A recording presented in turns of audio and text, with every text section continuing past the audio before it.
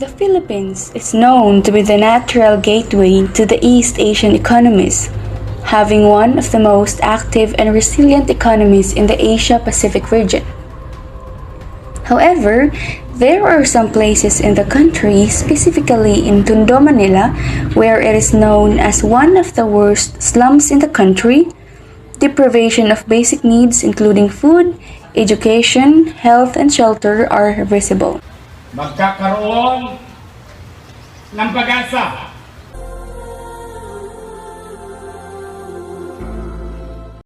Manila Mayor Francisco Isko Moreno Domagoso inaugurated Condominium. Condominium is one of the city government's flagship housing projects for slum dwellers that cost 1 billion pesos. It is a 15-story housing project in Vitas, Tondo that can accommodate 336 families in 44 square meter units. Isko said that this is part of his campaign promise to provide housing to the poor.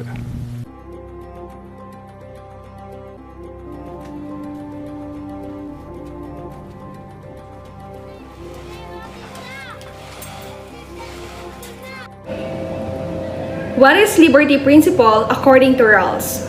According to him, each person has an equal right to a fully adequate scheme of equal basic liberties which is compatible with a similar scheme of liberties for all.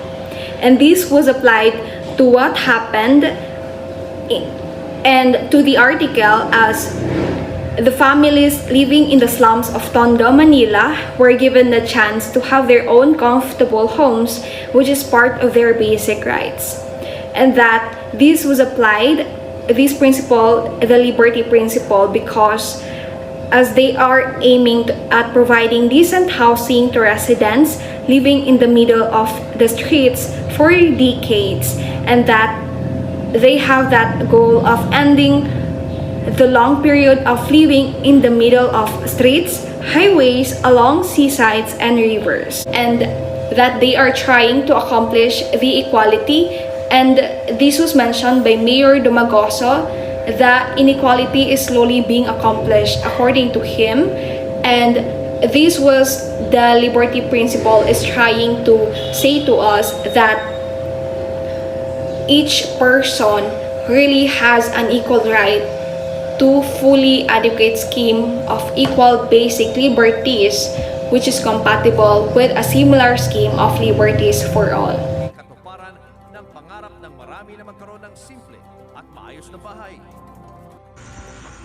John Rawls' second principle of justice is the equality. Under of it is the fair equality of opportunity. The condominium that was built is for the informal settlers of Tondo, Manila. Mayor Isko Moreno has the merciful and compassionate heart that he initiates the project, which was distributed not only to their respective ethnicity but also of their sex and social background. The families that was given the unit is really enjoying it, especially nowadays, because it is officially turned over by the city government office. The picture shows one of members of the family that was awarded the unit. Next is the difference principle. There are a lot of families who are part of the poverty line, especially in Tondo. That's why the condominium is one of the unique project of the city mayor. The project is only exclusive to those in need.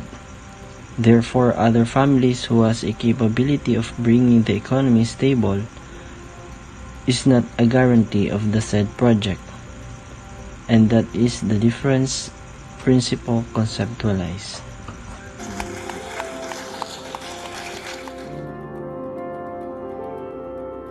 Sigurado ako, excited na ang mga pamilyang mabibigyan ng susi para sa bago nilang condominium unit. In this certain issue where there is a need in regulating inequality, this condominium program prioritized those who belongs in the poverty line, who is in need of shelter.